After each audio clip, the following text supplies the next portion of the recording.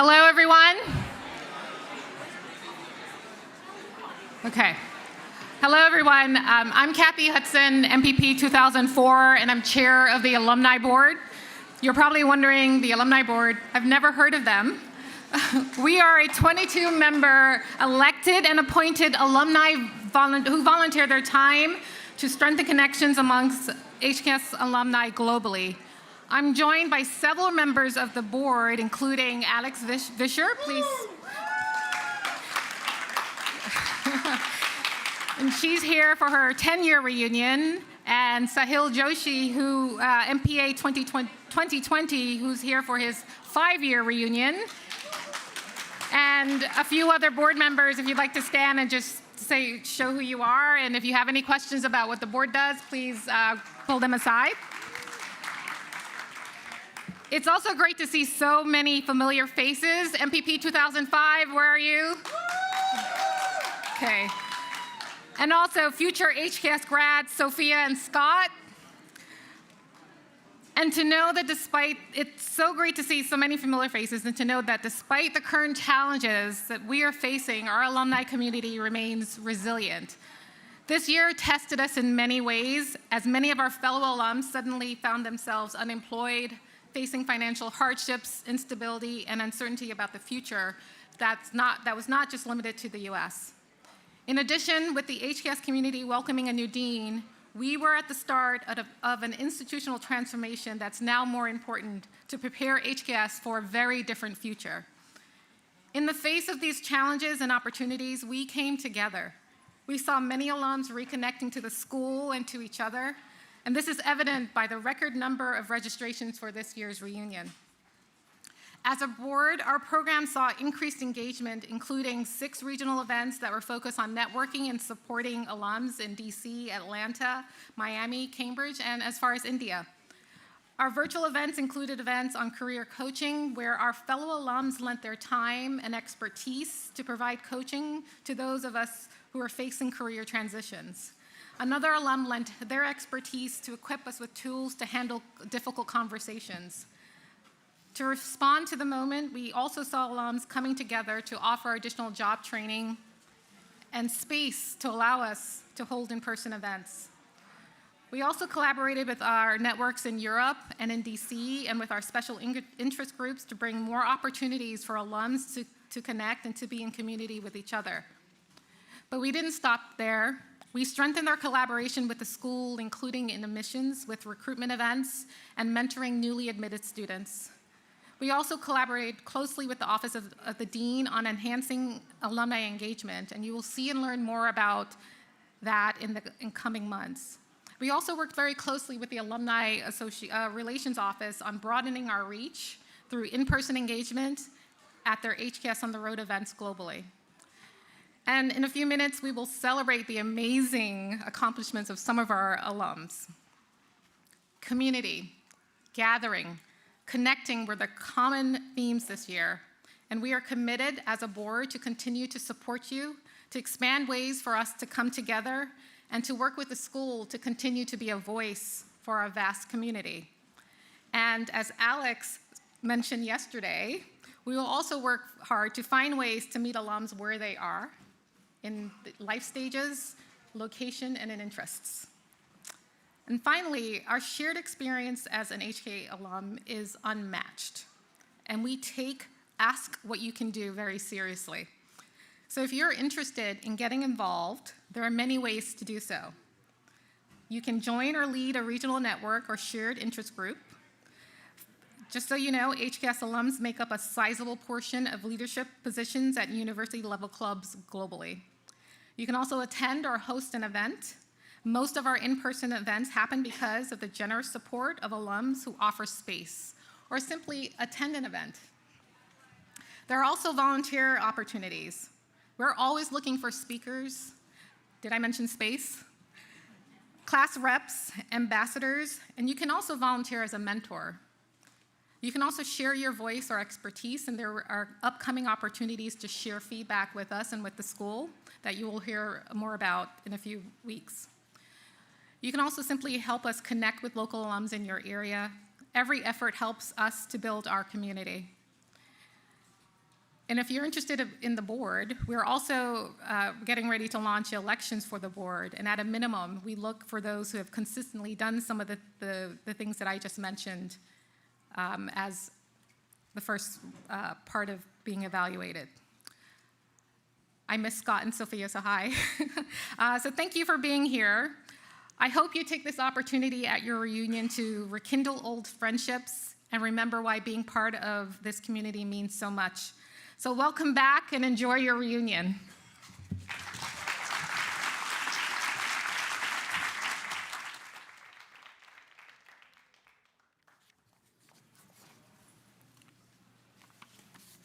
Good afternoon.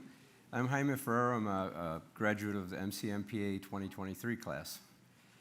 And I'm thrilled to announce this year's recipients of the HKS Alumni Awards.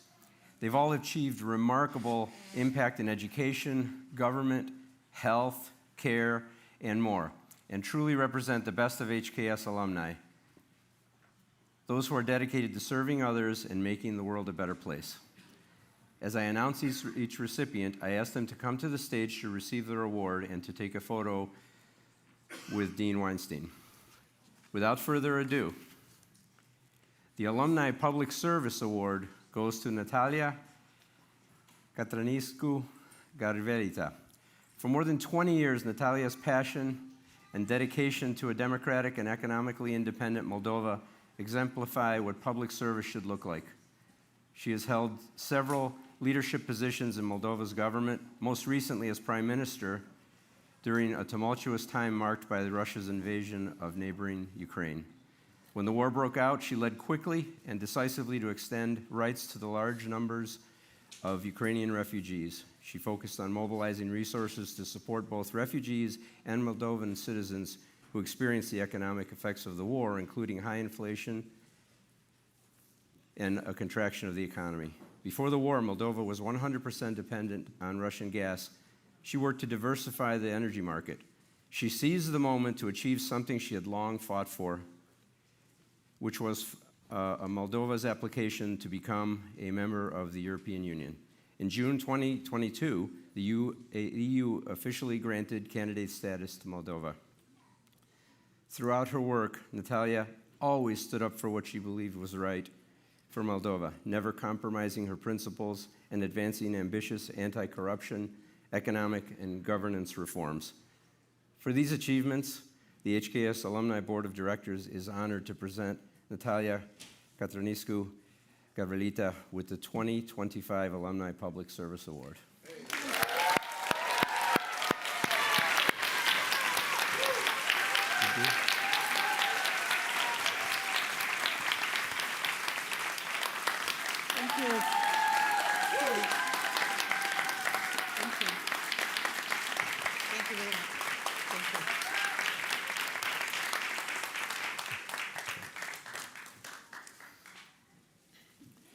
I'm also delighted to announce the 2025 Emerging Global Leader Award goes to Sebastian Burgica. Sebastian is currently the Minister of Energy of Romania, where he works to advance energy security, sustainability, and affordability. He's been diversifying Romania's energy mix, investing in renewables, and modernizing infrastructure with an eye towards ensuring stable and affordable energy supplies for his nation, which has one of the highest levels of energy poverty in the European Union. Previously, as Minister of Research, Innovation, and Digitalization, Sebastian led Romania's digital transformation agenda, streamlining bureaucratic processes, championing cybersecurity reforms, and promoting open data policies. His team worked on programs to improve the delivery of public services, enhance digital literacy, ease the public's interactions with government services, and align Romania with the EU's digital standards. Before entering government, he worked at the World Bank in Washington, D.C., contributing to development and social inclusion projects across Eastern Europe and Central Asia. His empowering messages to the Romanian diaspora urged fellow citizens to return to their nation, engage in society, start businesses, and enter public life. For these achievements, the Alumni Board is pleased to honor Sebastian Burgica with the Emerging Global Leader Award. Sebastian was unable to travel to be with us today, but let's give him a round of applause for his amazing achievements.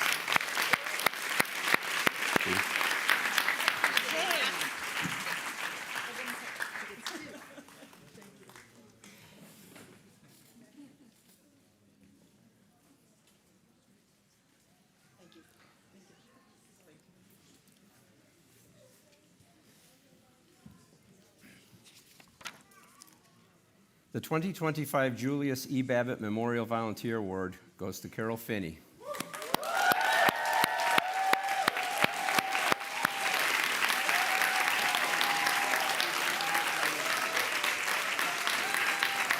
More than 25 years ago, Carol rejoined HKS to help launch a new degree, the first of its kind Master in Public Administration in International Development.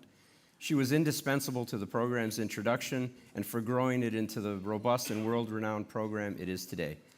From determining the curriculum, defining the degree requirements, and working to recruit and admit the first cohort, Carol played a key role in defining and bringing the program to life.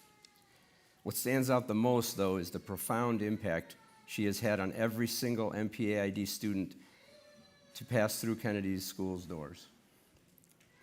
She's a mentor, connector, and advocate who has built and sustained a strong and supportive community of development practitioners. For over 25 years, Carol has kept track of MPAID alums and encouraged them to give back to the program. All MPAID alumni know that if they send Carol a job notice, she'll send it out to all alumni and current graduating students, and the chance of finding a good candidate is very high. In fact, many development institutions who hire MPAIDs know about the powerful Friday job emails that Carol sends and frequently asks alums to use that network to find good candidates. For her service, commitment, and unwavering support of the MPAID alumni community, the HKS Alumni Board is honored to present the Julius E. Babbitt Memorial Volunteer Award to the legendary Carol Finney.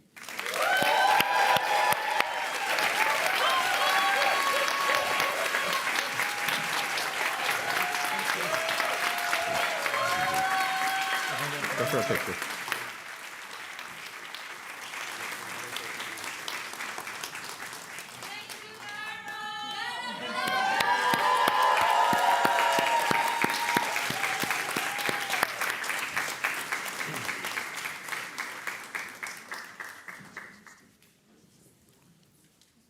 The Washington, D.C. Alumni Council is this year's recipient of the Alumni Network Engagement Award.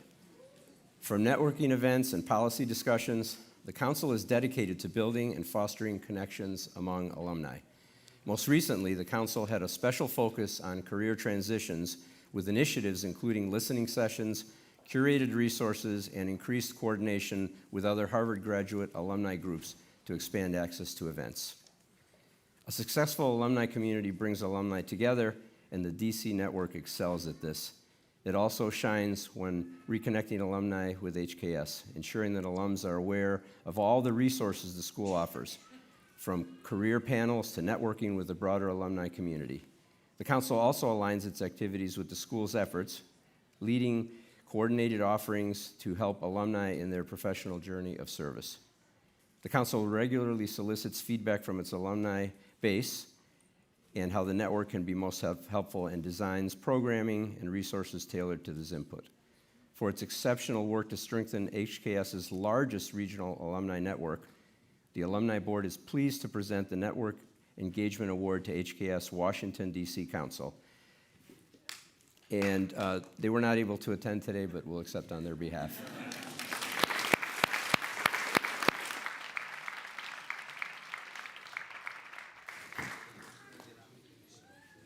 Okay.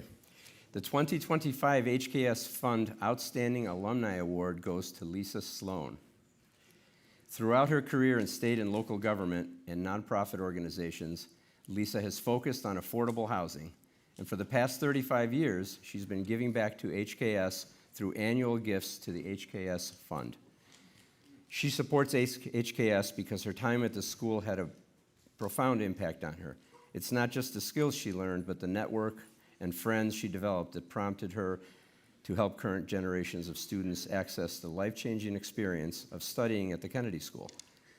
For the past 2 decades, Lisa has worked at the Technical Assistance Collaborative to help low-income people access permanent housing. In this role, she advises multiple federal, state, and local agencies on strategies that will help people in need, including those with disabilities and those experiencing homelessness. Her multi-year projects have had an impact across the nation, from Louisiana to Maryland to Oregon and more. Lisa gives back to HKS because she wants to provide opportunities to students who, like her, have a passion for creating public good. For her longstanding, loyal support, the HKS Fund Executive Council is delighted to honor Lisa Sloan with the HKS Fund Outstanding Alumni Award.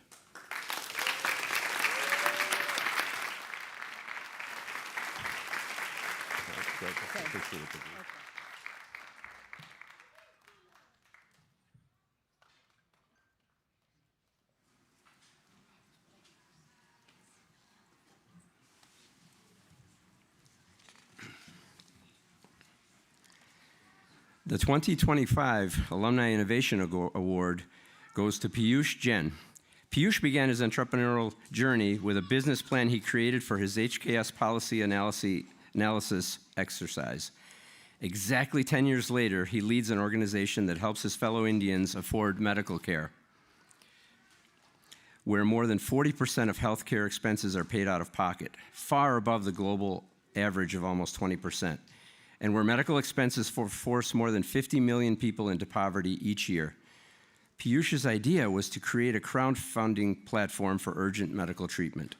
The result, Impact Guru, has helped over 50,000 patients receive life-saving care over 10 years. He expanded his effort to increase access to healthcare by creating CarePal Money, a medical lending marketplace that rapidly disperses 0% loans to patients, and CarePal Secure, a health insurance marketplace that provides comprehensive coverage. Today, the CarePal Group continues to innovate and reimagine their healthcare financing landscape in India. Its 850-plus employees focus on ensuring that people are never left helpless during a medical crisis and that healthcare costs do not cost lives. Piyush's innovation and creativity have had a tremendous positive impact on millions of people. The HKS Alumni Board of Directors is delighted to honor Piyush Jain with the 2025 Alumni Innovation Award.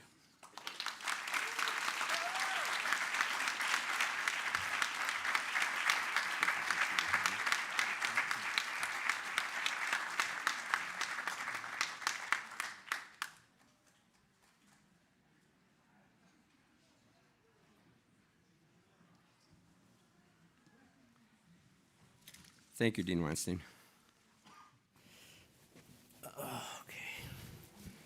I am so honored to be able to share a stage with the four of you. I will share with you briefly that the nomination project was replete with in excess of 140 nominations, and the fervor and the energy and the passion with which the folks that nominated the five of you was just amazing for the members of the board and me to take a look at. It made it very difficult for the selection process, but congratulations to all of you. So I'll start with you, Natalia. What actually motivated you to enter into public service? First of all, it's a great pleasure to be back here. It certainly feels more comfortable on the stage now than it did when we were introducing ourselves as MPPs. I don't know if you remember that during the first day. And thank you for those who nominated me. These are my lifelong friends, and I really treasure and value our friendships. Thank you very much.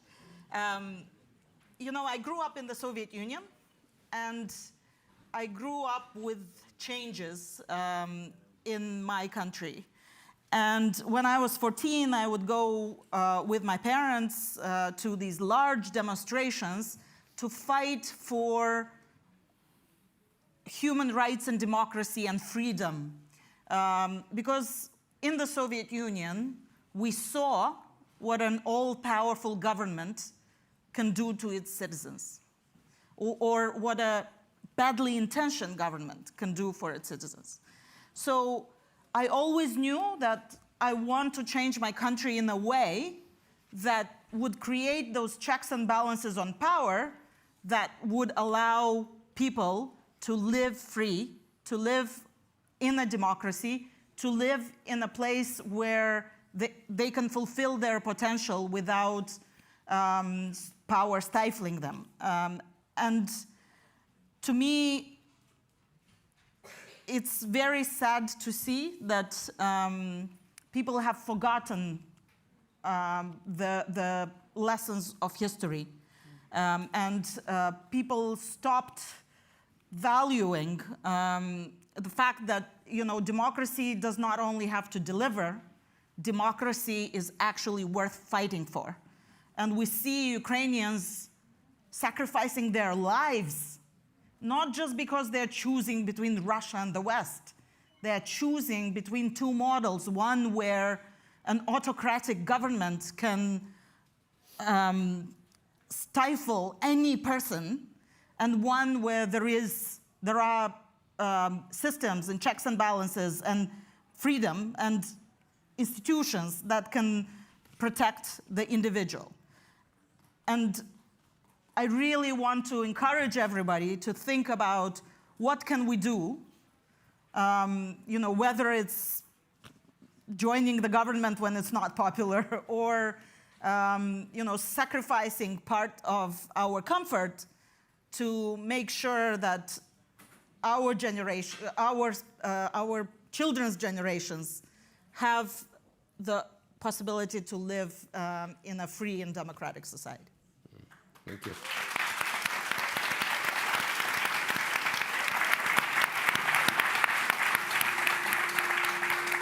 You were Prime Minister of Moldova when Russia invaded the Ukraine.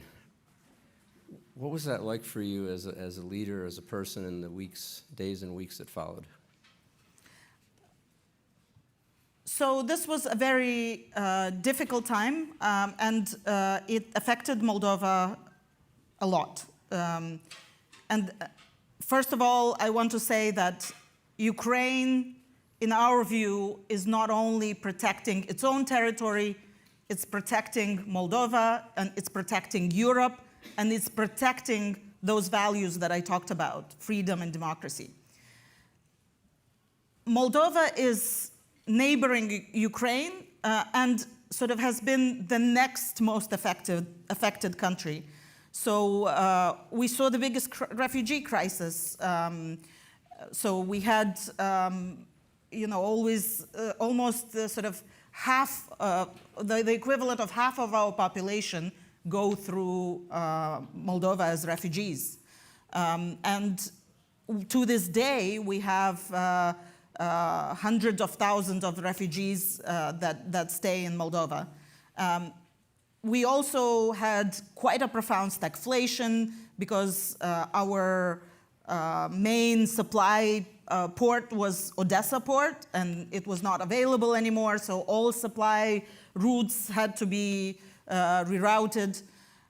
We also saw, even before the war in Ukraine, an energy blackmail by the Russian Federation where it did not provide sufficient gas for Moldova. So we had to go to the market for the first time in Moldova's history when the prices were the highest, which meant we needed to implement a targeted social assistance program in 3 months as opposed to the regular program that took us 8 years to implement. So there have been a lot of changes.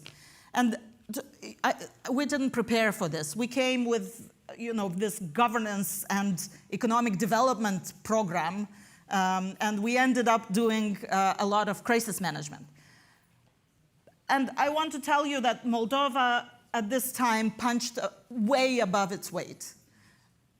We received 5 times more refugees than UNHCR thought our total capability was. We also diversified away in 1 year and maintained gas provision and electricity provision for the country. We were able to negotiate with the European Union to increase the quota or to remove the quota for transportation authorizations, for agricultural exports, for a number of issues that were important for the Moldovan people. And we also, at the same time, did all the governance reforms that we promised. We started an external evaluation in the judiciary of prosecutors and judges, and so on. And I want to tell you that I don't think it's a coincidence that this happened when in Moldova, both the president and the prime minister were women, and both were HKS alums.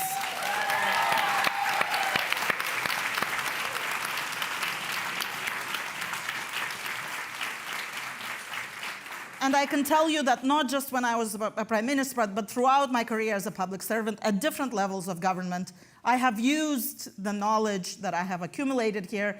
And even though I was very frustrated sometimes with the discussions over my essays on ethics with Professor Kam, I can tell you that I have been very confident in taking decisions while in office, because it was very clear that I shouldn't take decisions based on the consequences, but based on their moral weight. And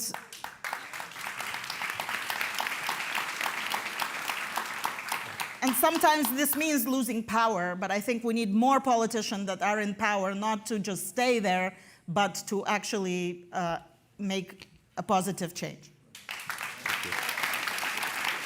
So, before we move on, just as a recent alum, I want to thank you for providing, really all four of you, for providing exemplars of principled, determined leadership that the Kennedy School produces. So it's heartening for me, and thank you.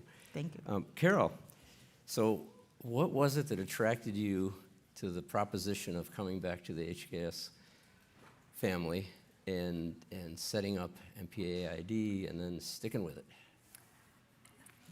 Thank you for that question, and thank you, alumni, for nominating me. I am absolutely honored to be in such impressive company. I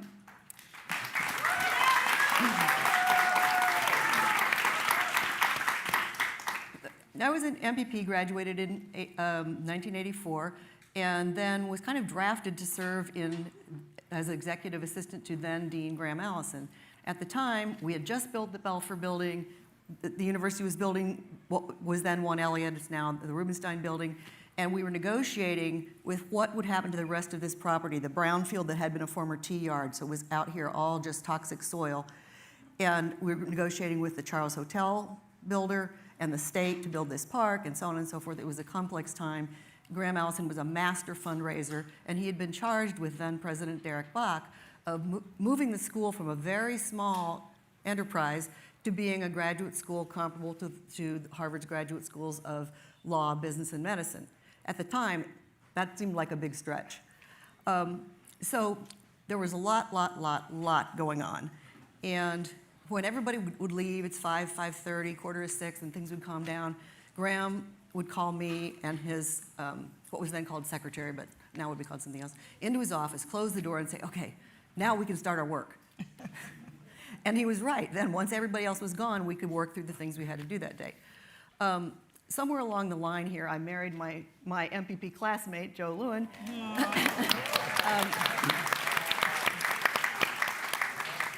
And when we were expecting our first child, I did not know too much about babies, but I was pretty sure that job and a small child were not going to be compatible, so I resigned. And Graham said, well, okay, but you got to find me your successor. And so fortunately, I found Joe McCarthy, who many of you know because he went later on to be Dean of Students here when many of you may have been in school. At any rate, I did some part-time jobs. I had 3 kids in 5 years. At some point, I got wind, I don't know how, because this was before all the communications tools we have now. I knew that Joe would be conducting a memorial service here for longtime registrar Marge Lucker, who some of you may remember. She was the registrar in the 80s, and just a pillar of the community. And so I came back for that event, and I sat in the audience. And I looked at the community of people around me, and I listened to Joe, and I thought about Marge Lucker, and I thought, I want to come back and work here when my family situation allows me to do that. When my youngest child was going to first grade, it was around this time of year, I was getting ready for him to go to first grade in the fall, I called Joe and said, Joe, you know, my kid's going to first grade, I'd like to come back to the Kennedy School. And it was truly fortuitous that just a couple of weeks earlier, then Dean Joe Nye, accompanied by Jeffrey Sachs, had announced the creation of the MPID program. So Joe said, I need somebody to run this, Carol needs a job, like this. Now, that's all fine, except I knew nothing about international development. I'd been an MPP, and I'd been in the dean's office, and I'd been the director of A&F at another small grad school. So I knew some things, but nothing about international development. But I sure have learned a lot over all this time. So it was mainly that I was drawn back to the sense of community and purpose and commitment of the community members to doing the right thing. When I started it, I never, ever would have thought that I would be the director of this program. I came on board in 1998, and I'm retiring at the end of next month. So it's been a very long time, but thank you.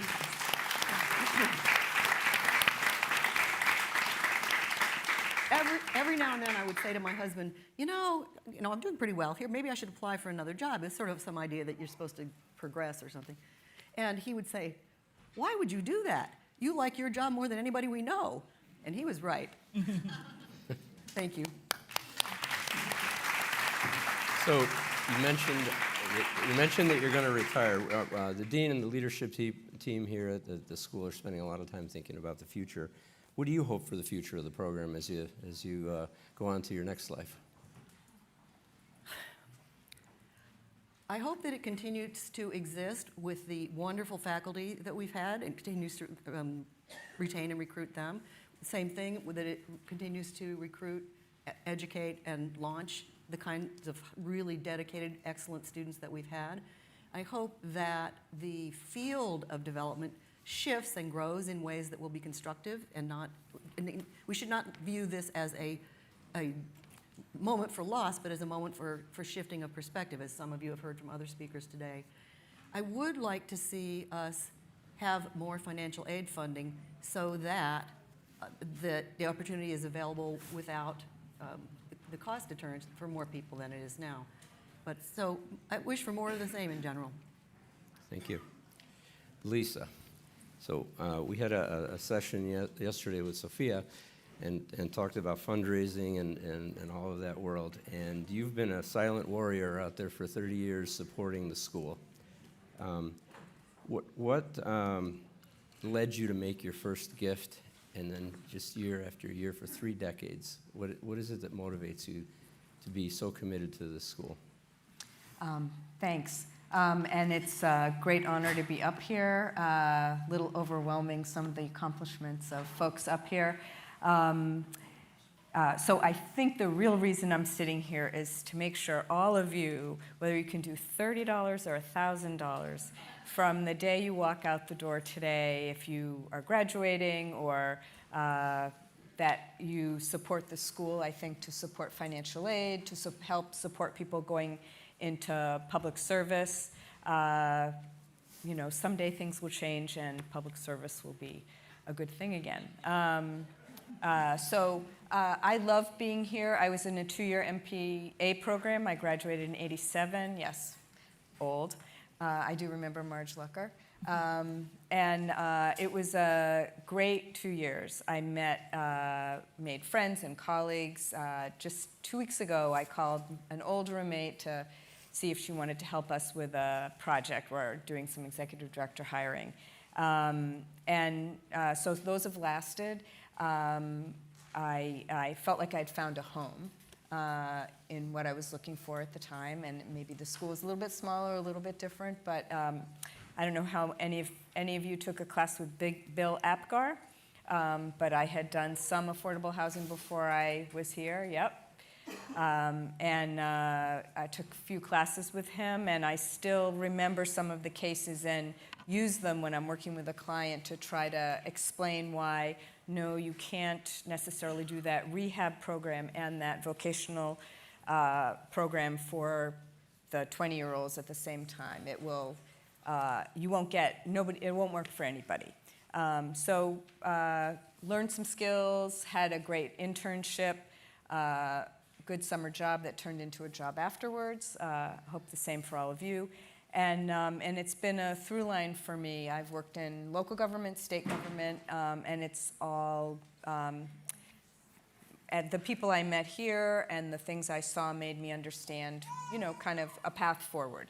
I've loved all my jobs. I am going to retire soon. It's doesn't feel like a great moment to go out on in public service, but I work for a nonprofit, as you said, that's based in Boston. We work all over the country, helping states develop programs to keep people in community, out of institutions. And not a popular thing, we got doged, a new verb. And it's been, I'm sure many of you have had colleagues and friends and organizations, and it's a hard time. Doesn't mean that people shouldn't take a hard look at government, think about how things are organized, but the chainsaw kind of strategy, I'm sure we would all agree, regardless of our perspectives, is probably not the way to do it. It's not what you teach here.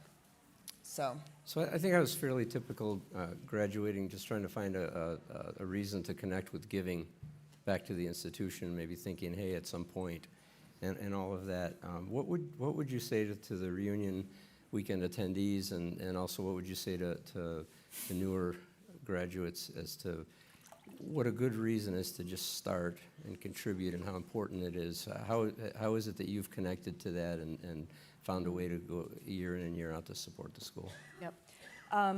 Again, I had a great couple of years here, and it launched me, but it also made me understand even in a more deeply way how important government is. I married a town manager and learned a lot about making sure water was clean and snow removal happened, and why everybody in the town meeting was talking about ice. And I think in this country, there's not a great appreciation for the role of government. People wake up and they have clean water and electricity, and I don't think anybody thinks about where that comes from, or why they have it, or why it's actually pretty cheap. And I think it's our role here to kind of to remind people, not just in the work we do, but I hopefully as citizens in the world supporting government and the importance of government in many different ways, whether you're a town meeting rep or a prime minister. Thank you.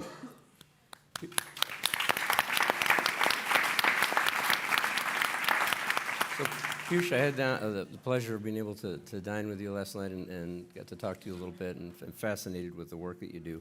So you come to a public policy school, the preeminent public policy school, and you decide to create social impact through entrepreneurship. How did you get from A to B? First of all, it's a great honor to be getting this award, and I wanted to thank the Harvard Kennedy School and the Alumni Board. And I also wanted to share it with my co-founders, one of whom is my wife, Khushbu. She's watching it back home in India at 1 a.m. And my management team, colleagues, investors, and partners. When I came into the MPP program, I was very keen to explore a career in public service. But what I very soon learned here at the Kennedy School is that creating large-scale impact had several pathways, one of which was social entrepreneurship. And what I specifically learned in classes here was that while public service allows you to change and reform the system from within, social entrepreneurship allows you to reframe and redefine the entire system. And that's how I decided to innovate, to leverage technology, now AI, and to even mobilize private capital to take on a very big and complex adaptive challenge in India. That's how Impact Guru, which is now also part of the CarePal group, was actually born. Never in my wildest imagination, I had thought that a business plan that I had created for a crowdfunding company in my MPP PAE class would one day transform into a mission and a venture that is impacting millions of lives today. Nor did I ever imagine that I would be sitting here being recognized by the very institution where it all got started. So Impact Guru was incubated at the Harvard Innovation Lab. And a fun fact, the partner of the largest investor in our company is also a Harvard alumnus. So we've really got a lot of support from the entire ecosystem. The reason why I was drawn to social entrepreneurship is because I believe genuinely that profit and purpose can both scale together. And that's why I decided to pursue this path as opposed to public service. Very good. So I was fortunate.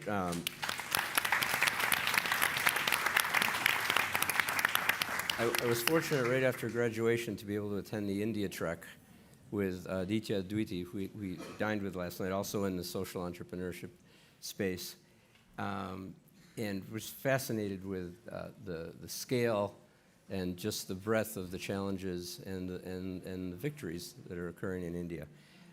With all of that, as your playground, what took you to healthcare? So how many of you have actually been to India? Can you please raise your hands? Wow, I see probably 40%. It's a high number. Now, imagine 700 million people, which is double the US population, having zero health insurance in India. It's a staggering stat. Imagine another 300 million people who have health insurance, but with an average of only $6,000, which means if you have any serious illness like cancer or an organ failure, you simply cannot afford it. This is the grim reality of India's healthcare. And that's why medical expenses are single-handedly the biggest contributor to people being poor and families going in deep financial distress at the time of medical emergencies. That's what I wanted to change. Because behind all of these statistics are stories of individuals and families in deep crisis. Imagine being the father of a 14-year-old boy, Garv, who needs a $3 million injection for a rare disease called Duchenne muscular dystrophy, and without that injection, your child would not survive. Imagine being the mother of a 2-year-old girl, Tira, who has another rare disease called spinal muscular atrophy, where you need $2 million in the next 6 months or your child may not survive. Or imagine you requiring only $20,000 to $100,000 to save a loved one from cancer, be it a sibling, be it a parent, or be it a spouse. These are the stories that we wanted to change, because in India, before Impact Guru, there was no safety net. And we thought that the best way to change this is to create a new kind of safety net by combining, for the first time in the world, the power of crowdfunding, insurance, and lending to provide care to people who need it the most. Through the Impact Guru crowdfunding platform, we have helped 50,000 patients, including Garv and Tira, get the $3 and $2 million injection and saved thousands of lives in this process due to the generosity of 4.5 million donors who have helped us raise $200 million. By providing 0% interest loans, we are breaking the cycle of bad debt and avoiding people to be bankrupt through CarePal Money.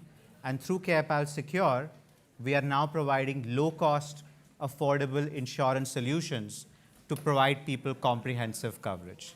India is a country of 1 billion people, and I believe firmly that people should not have to choose between saving their loved ones and saving their financial future. While it's an adaptive challenge, it's a solvable one, and I'm dedicated in this lifetime to be pursuing it to ensure nobody dies in India due to lack of funds for medical treatment. Thank you. So, it may be a first for this location, but we're running a little bit ahead of time, so I think we have a few minutes to do a quick lightning round. So if each of you can just give one nugget from your successes, your challenges, to say, how do you refresh and maintain your resilience under pressure? And we'll start with you, Natalia. So I've learned a lot more than I expected about the flight and fight response and the part of the brain that feels attacked and techniques to basically release or change your brain to the sort of creative brain. I must say, when you operate in a stressful environment and times of war at the border can be very stressful, then you have to find ways to build resilience. And I think everyone has to find their own way. I did salute to the sun every morning. I learned about something that was called PQ, for example, and had techniques where during the meetings I would sort of change the way that my brain operates. And then I relied a lot on friends and community. And I'm very grateful for my family, my friends who stepped in, and the community that was created that sort of helped cope with difficult times. Fantastic. Carol? Well, in those first few years of the program, we had to make up each thing as it went along. So the first year we had to figure out how to do admissions. The second year we said, okay, we'll do admissions again, but we have to figure out how to run the first year core courses and what do we do at different, what's orientation. And then in the third year, we had to figure out what are the electives the students take, and what will happen at commencement. So finally, by the time I'd been in the job 3 years, we'd done stage 1, stage 2, and stage 3 for each cohort. But all of those were difficult to figure out. You're negotiating with various stakeholders here about how they're going to make room for a new program. And it was a lot of brain work. And so the thing that would help me refresh would be to go home and go out into my garden and to pull weeds. They don't talk back. They don't say, no, I don't want to go. You just pull weeds. And it's very, very tangible and rewarding. Thank you. Lisa? I like to pull weeds also, and I live in Western Mass, and I hike. I'm not sure I'm forest bathing yet, but I like to be out there. Very good. Piyush? I think no easy answer to the question, but I think your question brought a memory of a class I had at Kennedy School during my time, and on the very last day, the professor said that a lot of you think that coming to Harvard or coming to Harvard Kennedy School is a privilege, but actually it's a liability because you are here and somebody else is not here. Because of you, you better perform and make sure that the world is a better place. And so I think in these moments of deep distress, and there have been plenty in our journey over the last decade, I think it is always helpful to remind ourselves of the mission of what we are trying to do, and that it really matters to be able to overcome that challenge. There is a lot more impact ahead. But on the flip side, I think for me, soccer and watching Real Madrid play is the ultimate stress relief. Thank you. So for me, I like to finish on time and keep my board chair happy. So I want to thank the panelists, the awardees. We all look forward to see what you're going to do in the coming years, because it's only the beginning for all of you. So thank you very much. Thank you.